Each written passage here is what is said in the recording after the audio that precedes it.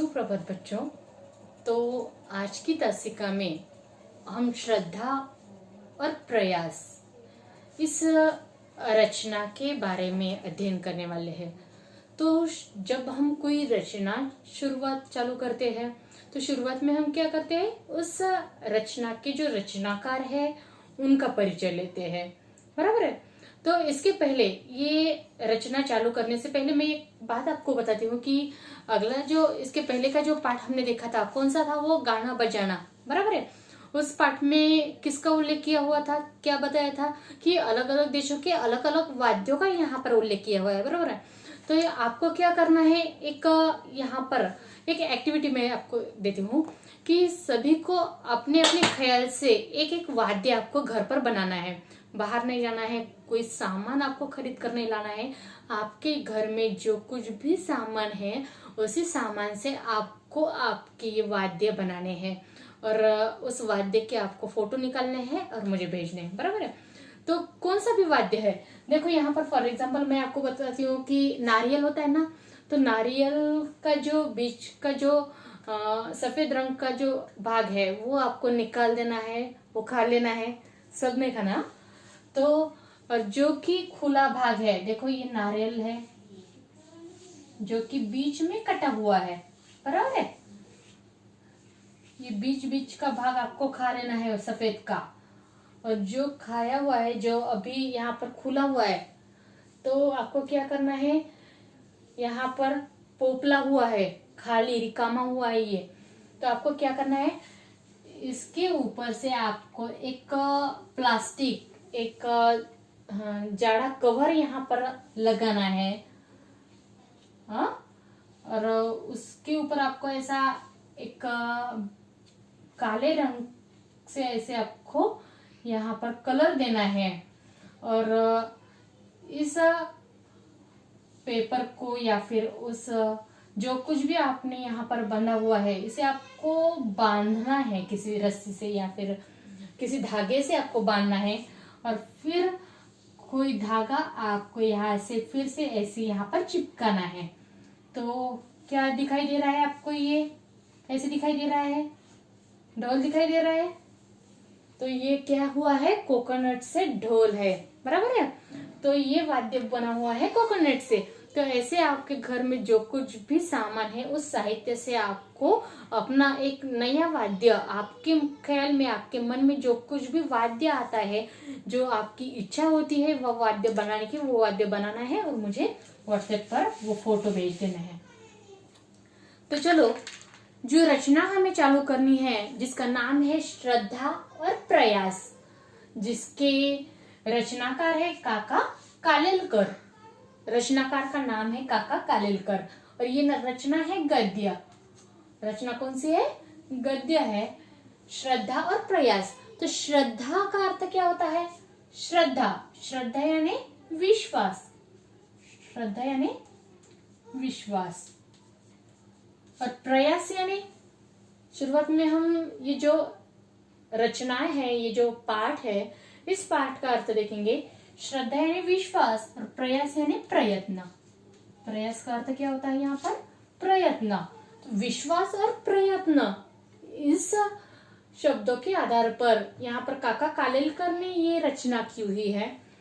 तो यहाँ पर शुरुआत में हम रचनाकार काका कालेलकर जी का परिचय लेते हैं। तो काका कालेलकर का जन्म, उनका नाम है दत्तात्रेय बालकृष्ण। उनका जो पूरा नाम है वो क्या है, दत्तात्रेय बालकृष्ण। ये काका कालेलकर का नाम है।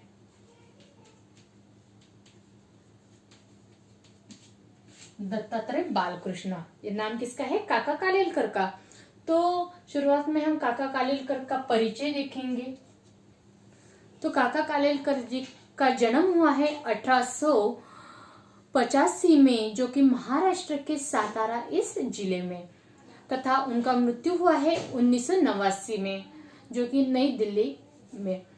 तो काका कालेलकर एक मराठी भाषी है, यानी कि मराठी भाषा वो बोलते हैं, मराठी भाषी है वो, उनकी जो मातृभाषा है वो मातृभाषा उनकी मराठी है। तो मराठी भाषी होकर भी काका साहब ने हिंदी की भी सेवा की है, यानी कि उन्होंने हिंदी पर भी लिखन किया हुआ है, हिंदी का भी अभ्यास उन्होंने किया हुआ है। उन्होंने देश विदेश की अपनी यात्राओं के बड़े रोचक संस्मरण लिखे हैं। तो काका कालेलकर ने क्या किए, अलग जो देश विदेश है, उन देश विदेश की जो यात्राएं उन्होंने की है, उन यात्राओं की जो बड़े ही मनोरंजक ढंग से, रोचक ढंग से उन्होंने वहां पर संस्मरण लिखे हैं। तो संस्मरण यानी क्या, यहाँ पर शब्द आया है संस्मरण।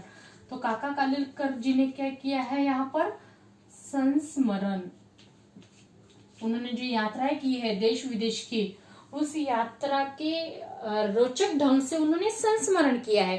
संस्मरण करना यानी क्या,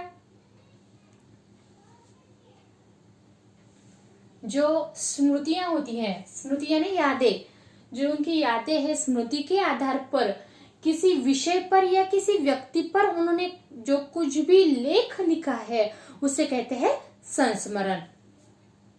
आगे ध्यान में, संस्मरण यानी क्या, जो स्मृति है, स्मृति यानी जो हमारी यादें हैं, उस यादों के आधार पर कोई विषय हो या फिर चाहे कोई व्यक्ति हो, उस व्यक्ति के ऊपर या फिर कोई जो विषय है उस विषय के ऊपर जो कोई लिखा हुआ लेख, उस लेखक को कहते हैं संस्मरण। गांधी विचार के प्रचार प्रसार का अनुपम कार्य उन्होंने किया है। गांधी जी के जो विचार है, उनके विचार को, उनके प्रचार प्रसार को उन्होंने अनुपम किया हुआ है, अनुपम कार्य, एक अच्छा कार्य उन्होंने यहाँ पर किया हुआ है। तथा 1964 में भारत सरकार द्वारा उनको पद्म विभूषण की उपाधि से अलंकृत किया गया। तथा काका कालेलकर जी को 1964 में भारत सरकार द्वारा उन्हें एक पुरस्कार प्राप्त हुआ है, एक पुरस्कार सम्मानित किया गया है। उस पुरस्कार का नाम है पद्म विभूषण पुरस्कार, और उस पद्म विभूषण पुरस्कार से 1964 में काका कालेलकर जी को वहां पर सम्मानित किया गया है। तो अलंकृत किया गया, उपाधि, यहाँ पर उन्होंने पद्म विभूषण ये उपाधि उन्हें प्राप्त हुई है, यानी कि यहाँ पर उपाधि से अलंकृत किया गया है। अलंकृत ये शब्द यहाँ पर उल्लेखित किया गया है। अलंकृत इस शब्द का उल्लेख यहाँ पर किया हुआ है। तो अलंकृत का अर्थ क्या होता है, सम्मानित। अलंकृत का अर्थ है सम्मानित। जो कुछ भी कठिन शब्द है, उस कठिन शब्द के अर्थ आपको किताब में लिखने हैं या फिर आपकी एक नोटबुक है हिंदी की, उस नोटबुक में आपको ये अर्थ लिखने हैं। तो अलंकृत यानी क्या, सम्मानित। तो काका कालेलकर जी को 1964 में पद्म विभूषण इस उपाधि से उन्हें सम्मानित किया गया है। तो उनकी जो प्रमुख कृतियां हैं, वो प्रमुख कृतियां हैं महात्मा गांधी का स्वदेशी धर्म, राष्ट्रीय शिक्षा का आदर्श। ये जो उन्होंने लिखा है, ये हिंदी में लिखा है, चाहे वो मराठी भाषी है, फिर भी उन्होंने जो कृतियां लिखी है, जो लेख लिखे हैं, जो रचना लिखी है, ये हिंदी भाषा में लिखी हुई है। तथा स्मरण यात्रा, लोकमाता, जो कि स्मरण यात्रा और लोकमाता ये रचना है, ये रचना उन्होंने अपनी मराठी भाषा में लिखी हुई है। हिमालयनो प्रवास जीवनानो आनंद, ये गुजराती में उनका लेख लिखा हुआ है। कौन सा है गुजरात में, हिमालयनो प्रवास और जीवनानो आनंद। ये जो कुछ भी लेख है, ये लेख उनका गुजराती भाषा में लिखा हुआ है। देखो अभी यहाँ पर हमने इस पाठ का परिचय देखा है, बाद में हमने रचनाकार यानी कि हमारे जो लेखक है पाठ के, इनका परिचय देखा है। अभी ये जो पाठ है श्रद्धा और प्रयास, इस गद्य पाठ में, इस गद्य भाग में क्या कहा हुआ है, ये संक्षिप्त में हम अभी देखेंगे। देखो प्रस्तुत पत्र, ये जो गद्य भाग है एक पत्र है। क्या लिखा हुआ है, पत्र है, जो कि एक लड़की को, एक पुत्री को लिखा हुआ है, अपनी बेटी को लिखा हुआ है। तो प्रस्तुत पत्र में काका कालेलकर जी ने महात्मा गांधी जी के विचार, उनके चिंतन, उनके सिद्धांत निष्ठा आदि का वर्णन किया हुआ है। सिद्धांत निष्ठा यानी क्या, कि उनकी जो वसूलों की जो अवस्थाएं है, उन अवस्थाओं का वर्णन, उनके वसूलों का वर्णन यहाँ पर किया हुआ है। उनका मानना है, देखो किसका मानना है, काका कालेलकर का। तो उनका मानना है कि श्रद्धा, बुद्धि, समझ, अनुभव, सत्यनिष्ठा, ये जो गुण है, यही गुण जीवन को सफल बनाते हैं। तो मनुष्य का जो जीवन है, उस जीवन को सफल, यशस्वी बनाने के लिए जो गुण है, वो गुण कौन से है? श्रद्धा, समझ, बुद्धि, अनुभव और सत्यनिष्ठा। ये जो गुण है, यही गुण मनुष्य को अपने जीवन में सफल बनाते हैं। यही कहना यहाँ पर काका कालेलकर जी का इस पाठ के माध्यम से है। तो शुरुआत करते हैं हमारी इस रचना को। तो शुरुआत में इसका प्रकट वचन मैं करती हूँ, सभी को अपनी किताब में ध्यान देना है।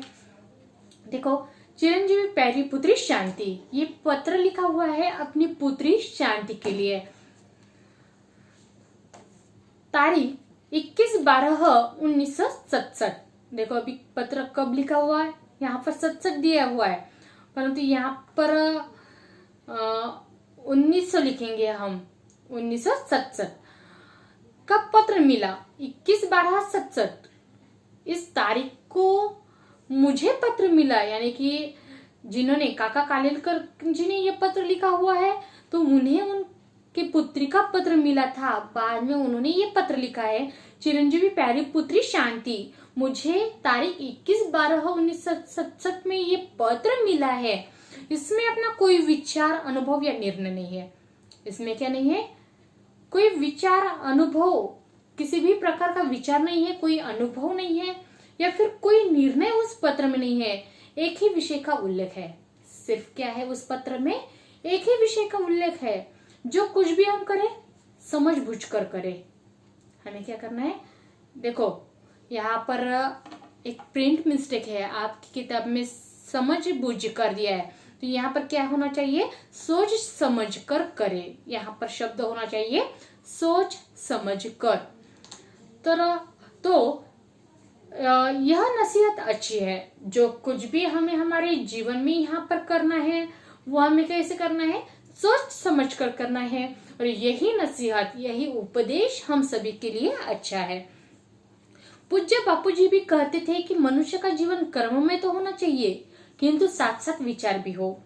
बापूजी के जर्मन जो दोस्त कैलेनबेक बापूजी से कहते थे, आपके हर एक काम के पीछे स्पष्ट विचार, चिंतन और सिद्धांत निष्ठा होती ही है। क्षण क्षण ऐसी नित्य जागरूकता देखकर हम आश्चर्यचकित होते हैं। देखो यहाँ पर एक पैराग्राफ पूरा होता है, जो मैंने अभी आपको पढ़ाकर दिखा है। देखो अभी काका कालेलकर जी अपनी पुत्री को पत्र लिखते हैं कि 21/12/1967 में उन्हें पत्र मिला है, और उस पत्र में कोई अनुभव नहीं है, कोई विचार नहीं है, या फिर कोई निर्णय वहां पर नहीं है। सिर्फ एक ही विषय का उल्लेख यहाँ पर है। सिर्फ एक ही विषय का उल्लेख उस पत्र में किया था। जो कुछ भी हमें करना है, किसी को भी, तो वो कैसे करना है? सोच समझ कर करना है। और यही उपदेश, यही नसीहत का अर्थ मैंने यहाँ पर लिख कर दिया है। नसीहत यानी सीख या उपदेश। किसी को हम सीख देते हैं या फिर उपदेश करते हैं ना, यानी ये ऐसे नहीं करते, ये ऐसे करना है, ऐसा करते हैं, एग्जाम में इस प्रकार से हमें आंसर लिखना है, ऐसा कोई सीख, कोई उपदेश हम किसी को देते हैं। तो इसी प्रकार से उस पत्र में एक नसीहत थी। यह नसीहत अच्छी है। क्या? जो कुछ भी हमें करना है वह सोच समझ कर करना है। यही नसीहत अच्छी है, यही उपदेश यहाँ पर अच्छा है। पूज्य बापूजी भी कहते हैं, देखो काका कालेलकर ने यहाँ पर बापूजी के विचार, वहां उनके चिंतन मनन का वर्णन किया हुआ है, तथा ये इस पाठ के माध्यम से भी बापूजी का वर्णन कर रहे हैं कि बापूजी कहते थे कि आपके हर एक काम के पीछे स्पष्ट विचार, चिंतन और सिद्धांत निष्ठा होती है। काका कालेलकर जी के हर एक काम के पीछे बापूजी का कहना है कि आपके हर एक काम के पीछे क्या होना चाहिए? एक आपका स्पष्ट विचार है, तथा आपका चिंतन और सिद्धांत निष्ठा। देखो अभी सिद्धांत यानी वसूल, और निष्ठा यानी अवस्था। निष्ठा का अर्थ होता है अवस्था। जो कुछ भी हमारे जो उसूल होते हैं, हमारे जो नियम कायदे उसूल, वो हमारे वसूल, हमारे विचार, हमारे चिंतन ये कैसे है, स्पष्ट होते हैं। क्षण क्षण ऐसी नित्य जागरूकता देखकर हम आश्चर्यचकित होते हैं। और आपकी ऐसी क्षण क्षण में आपकी ऐसी जागरूकता देखकर, आपके विचार को देखकर, आपके चिंतन को देखकर हम क्या होते हैं, हम आश्चर्यचकित हो जाते हैं। ऐसे यहाँ पर बापूजी कहते थे। तो यहाँ पर पहला पैराग्राफ पूरा हो गया है। इस पहले पैराग्राफ में जो कठिन शब्द है, इसके अर्थ मैंने आपको लिख कर दिए हैं, वो उस अर्थ को आपको आपकी नोटबुक में लिखने हैं। अगला पैराग्राफ है, दूसरा प्रमाण पत्र गांधी जी को पंडित मदन मोहन मालवीय जी की ओर से मिला। वे बापूजी से कहते थे, कैसा आश्चर्य है कि हम अनेक लोग मिलकर अनेक ढंग से चर्चा करते हैं, तब भी जब भी निर्णय नहीं कर सकते तब हम आपके पास चले आते हैं। आप सबको संतोष हो ऐसा निर्णय देते हैं अथवा उसका रास्ता सुझाते हैं। यह तो ठीक है, लेकिन कितनी जल्दी तुरंत निर्णय देते हैं। बड़ा कौतुक होता है। पूज्य बापूजी के मुंह से ही ये बातें सुनी थी। पूज्य बापूजी सिद्धांत निष्ठ तो थे और उनके सिद्धांत उनको अंधा नहीं बनाते थे। बापूजी कैसे थे, सिद्धांत निष्ठ थे, परंतु उनके जो सिद्धांत है वो उनको अंधा नहीं बनाते थे। सिद्धांतों का निर्णय वो अर्थ वे तार्किक बुद्धि से करते नहीं थे।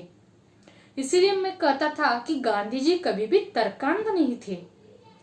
तुम्हारे पत्र हमेशा प्रश्नार्थक ही होते हैं, लेकिन तुम्हारे प्रश्न सुंदर ढंग से रचे हुए होते हैं। प्रश्न के आसपास का जो वायुमंडल है, उस वायुमंडल उपस्थित करके ही उस प्रश्न को तुम सजग करती हो। इसीलिए प्रश्न की चर्चा करने में हमें आनंद आ जाता है और उस प्रश्न को विचार और विस्तार से लिखने की हमें इच्छा होती है। यहाँ पर जो दूसरा पैराग्राफ है, उस दूसरे पैराग्राफ का प्रकट वचन यहाँ पर मैंने किया हुआ है। तो देखते हैं हम दूसरा पैराग्राफ। तो देखो, दूसरा प्रमाण पत्र गांधी जी को पंडित मदन मोहन मालवीय जी की ओर से मिला। देखो, पहला पत्र मिला था गांधी जी को, बापूजी के जर्मन जो दोस्त कैलेनबर्ग बापूजी से कहते थे। देखो, अभी बापूजी के पहला प्रमाण पत्र किससे मिला था, उनके जो मित्र थे जर्मन जो दोस्त कैलेनबर्ग, जर्मन के जो दोस्त है उनका नाम है कैलेनबर्ग, उनकी ओर से बापूजी को पहला प्रमाण पत्र मिला था। वो प्रमाण पत्र कौन सा था, ऐसा कागज का है क्या, नहीं। तो वो प्रमाण पत्र कौन सा था कि वो बापूजी से कहते थे कि आपके काम के पीछे आपका एक स्पष्ट विचार रहता है, आपका एक चिंतन रहता है, आपकी एक सिद्धांत निष्ठा होती है। ये हुआ है जर्मन जो दोस्त कैलेनबर्ग यानी कि बापूजी के दोस्त, उनकी ओर से बापूजी को मिला हुआ एक पहला प्रमाण पत्र।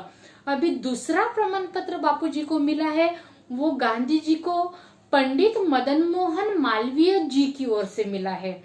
तो वो प्रमाण पत्र कौन सा है, वो बापूजी से कहते थे कि कैसा आश्चर्य है कि हम अनेक लोग मिलकर अनेक ढंग से चर्चा करते हैं।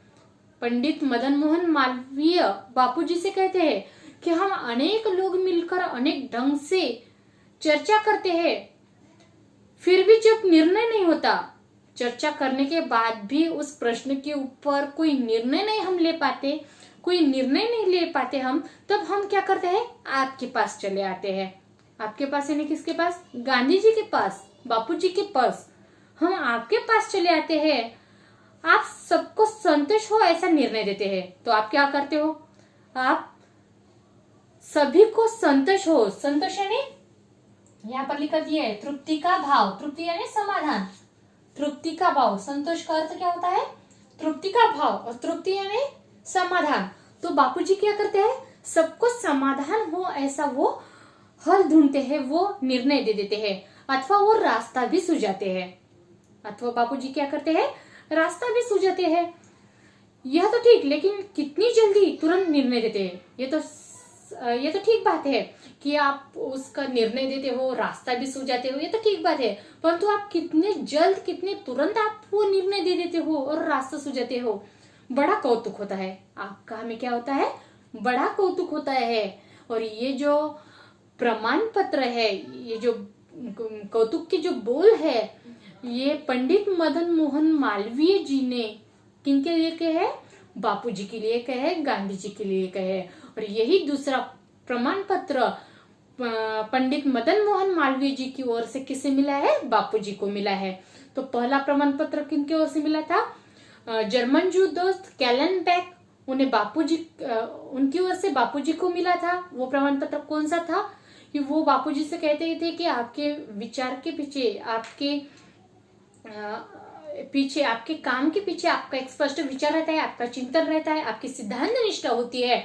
दूसरा प्रमाण पत्र है जो कि पंडित मदन मोहन मालवीय जी की ओर से मिला है। वो प्रमाण पत्र कौन सा है? कि वो पंडित मदन मोहन मालवीय जी बापूजी से कहते हैं कि हम अनेक लोग मिलकर जब कोई निर्णय नहीं ले पाते, कोई सुझाव नहीं ले पाते, तो हम आपके पास चले आते हैं और आप सभी को समाधान हो, सभी की तृप्ति हो, ऐसा आप हमें निर्णय दे देते हो और हमें रास्ता सुझाते हो। ये तो ठीक बात है, परंतु आप वो निर्णय कितनी जल्दी दे देते हो, इसका हमें बड़ा कौतुक होता है। तो ये दूसरा प्रमाण पत्र पंडित मदन मोहन मालवीय जी की ओर से किसे मिला है? बापूजी को मिला है। पूज्य बापूजी के मुंह से यही बातें सुनी थी। पूज्य बापूजी के मुंह से हम सभी ने यही बातें सुनी थी। पूज्य बापूजी सिद्धांत निष्ठ तो थे। बापूजी कैसे थे? सिद्धांत निष्ठ, वसूले वाले। वसूल यानी वसूल, मैंने यहाँ पर सिद्धांत का अर्थ दिया है वसूल, उसूल। तो बापूजी कैसे थे? उसूलों वाले थे, यानी कि अपने कामों पर ध्यान देना, अपने काम समय पर करना, ऐसे सिद्धांत निष्ठ वो थे, उसूलों वाले थे, नियमों वाले थे। और उनके सिद्धांत उनको अंध नहीं बनाते थे। उनके जो उसूल है, उनके जो नियम है, वो उसूल उन्हें अंध नहीं बनाते थे, उनके सिद्धांत उन्हें अंध नहीं बनाते थे। सिद्धांतों का निर्णय और अर्थ वे तार्किक बुद्धि से करते नहीं थे। और उनके जो उसूल है, उनके जो नियम है, उन उसूलों का, सिद्धांतों का निर्णय वो तर्क लगाकर नहीं करते थे, तार्किक बुद्धि से वो नहीं करते थे। तार्किक यानी तर्क लगाना, कल्पना करना। तर्क लगाते हैं ना कि अरे एग्जाम में मुझे ये सब आ जाएगा, हम ऐसा तर्क लगाते हैं या नहीं? कि मुझे ये प्रश्न आ गया तो ये आ सकता है, ये प्रश्न मुझे आ सकता है, हम ऐसा कर सकते हैं, हम ये तर्क लगाते हैं। तो गांधी जी ऐसा तर्क नहीं लगाते थे अपने सिद्धांत के ऊपर या फिर अपने उसूलों के ऊपर। गांधी जी ऐसे तर्क लगाते नहीं थे। इसीलिए काका कालेलकर यहाँ पर कहते हैं, इसीलिए मैं कहता था, मैं यानी कौन? काका कालेलकर कहते थे कि गांधी जी कभी भी तर्कांध नहीं थे। तर्कांध यानी कभी भी वो तर्क लगाने वाले नहीं थे। उन्होंने किसी भी बात पर, किसी भी निर्णय पर कोई तर्क नहीं लगाया था। और इसीलिए काका कालेलकर जी यहाँ पर कहते हैं कि गांधी जी कभी भी तर्कांध नहीं थे, तर्क लगाने वाले नहीं थे।